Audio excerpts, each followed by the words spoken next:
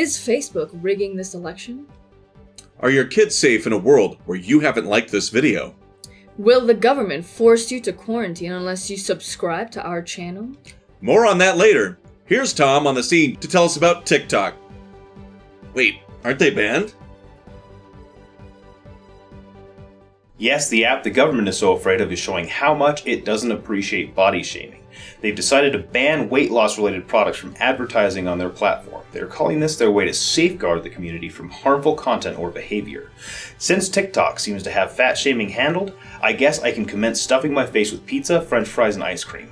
Thanks, TikTok. Back to you, Tom. Thanks, Tom. It's time for the Social Media Minute. Facebook says it will halt ads focused on politics after the polls close this November. They are quoted as saying, "While ads are an important way to express voice, we plan to temporarily stop running all social issues, electoral or political ads in the US after the polls close on November 3rd, to reduce opportunities for confusion or abuse." The Twitter has been accused of double standards. A significant number of social media users lashed out in their feeds with concerns over double standards and abusive posts. Twitter has reiterated that it would remove offending content, which included Donald Trump's death threats. Watch out, social media platforms. Caffeine is coming for your organs. Caffeine is an online streaming platform much like Twitch, but it seems to be aimed more towards live streams and broadcasts. So, why would they be a threat? A recent Crunchbase profile revealed that they had over $140 million in recent investments. In addition to those investors, the platform is starting to make waves on Fox and was even used to broadcast the 2019 X Games in Aspen. Well, that's all for this edition of the Social Media Minute. Now let's go to Tom with the weather. Here he is now.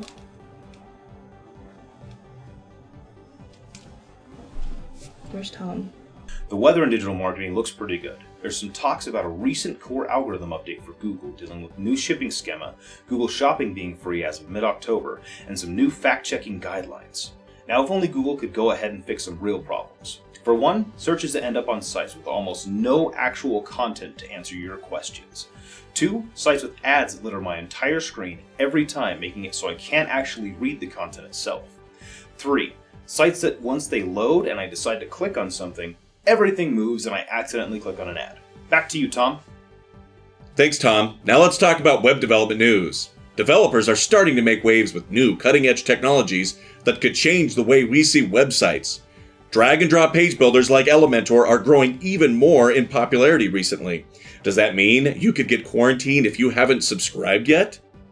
Yes. Yes, it does. Subscribe while you still can! Sorry. Back to dev stuff.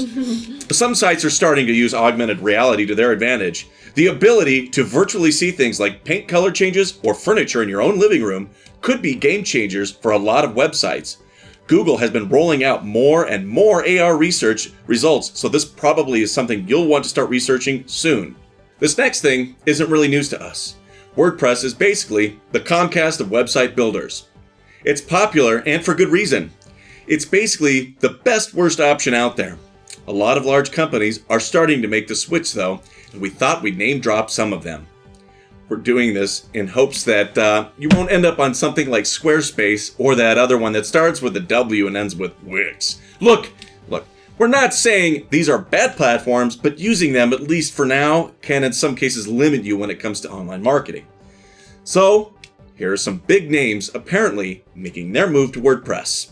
BBC America, Mercedes-Benz, Time, Chicago Sun-Times, AMC, Beyonce, the Walt Disney Company, Vogue.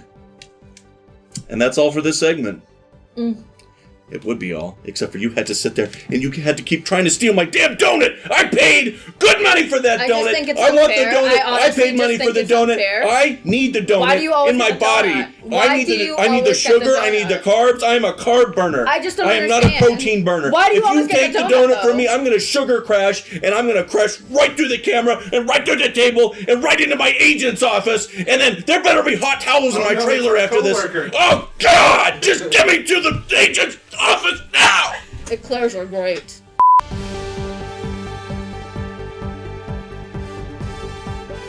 why? If depression isn't funny, why is it funny that I have no friends?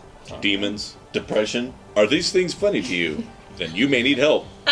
Oh, Call the law firm of Sokolov, Jenkins, and McClare.